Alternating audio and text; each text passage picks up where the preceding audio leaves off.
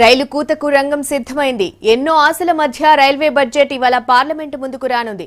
కేంద్ర మంత్రి Suresh Prabhu railway budget పై రాష్ట్రాలు బోలెడన్ని ఆశలు పెట్టుకున్నాయి. అయితే ఇప్పటికే ప్రకటించిన ప్రాజెక్టులకు నిధులు కేటాయించడం తప్ప కొత్త రైళ్ల ప్రకటన మాత్రం ఉండదని తెలుస్తోంది.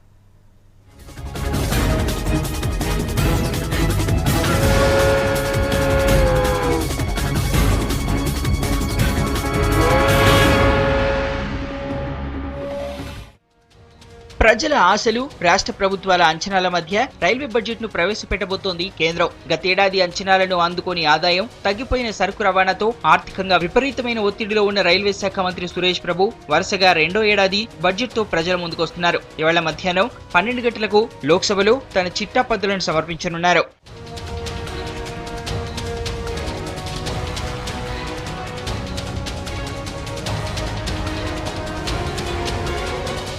రైల్వే శాఖ తీవ్ర ఆర్థిక లోటుతో ఉన్న ఈసారి ఛార్జీల మోత ఉండకపోవచ్చంటున్నారు ఎక్స్పర్ట్స్. ఈ ఏడాది 4 రాష్ట్రాలు, ఓ కేంద్ర పాలిత ప్రాంతంలో అసెంబ్లీ ఎన్నికలుండటంతో ప్రజలపై ఛార్జీల భారం మోపే సాహసం చేయకపోవచ్చని అంచనా వేస్తున్నారు. ఇప్పటికే ప్రతిపాదించిన పనులను పూర్తి చేయడంతో పాటు నిర్మాణంలో ఉన్న ప్రాజెక్టులను కంప్లీట్ చేయడానికి భారీ ఎత్తున నిధులు అవసరం. అయితే అసెంబ్లీ ఎన్నికలు, డీజిల్ ధరలు తగ్గిన పరిస్థితుల్లో ఛార్జీలు పెంచితే వ్యతిరేకత తప్పదన్న అంచనాల్లో ఉంది కేంద్రం. ప్రమాదాల నివారణకు భద్రతా చర్యలను మరింత పటిష్టం చేయడానికి భద్రతా పన్ను విధించే అంశంపై సురేష్ ప్రభు నిర్ణయం తీసుకోవాల్సి ఉంది.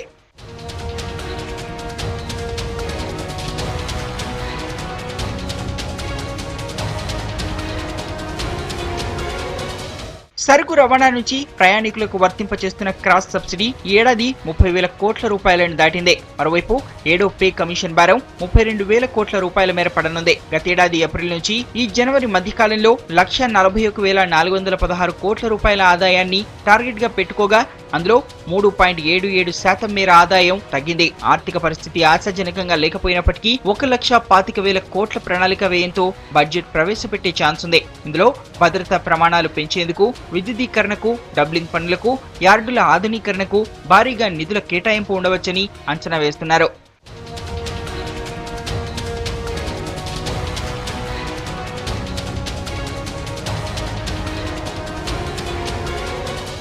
రాష్ట్ర ప్రభుత్వాలతో కలిసి సంయుక్తంగా చేపట్టనున్న రైల్వే ప్రాజెక్టులకు సంబంధించిన జాయింట్ వెంచర్ ప్రణాళికలను సురేష్ ప్రభు ప్రత్యేకంగా ప్రస్తావించనున్నారు. ఈ పథకం కింద రైల్వే ప్రాజెక్టుల కోసం తెలంగాణ ప్రభుత్వం 51% నిధులను భరించేందుకు ముందుకు రాగా, మహారాష్ట్ర సొంతంగా వ్యాగన్, కోచ్ ఫ్యాక్టరీలను ఏర్పాటు చేసేందుకు సిద్ధమవుతోంది. బడ్జెట్ ప్రతిపాదనలు, కేటాయింపులను పుస్తకాల రూపంలో కాకుండా ఎలక్ట్రానిక్ విధానంలో చెప్పడం ద్వారా పేపర్ వాడకాన్ని తగ్గించడంతో పాటు ఖర్చు తగ్గించాలని రైల్వే శాఖ నిర్ణయించింది.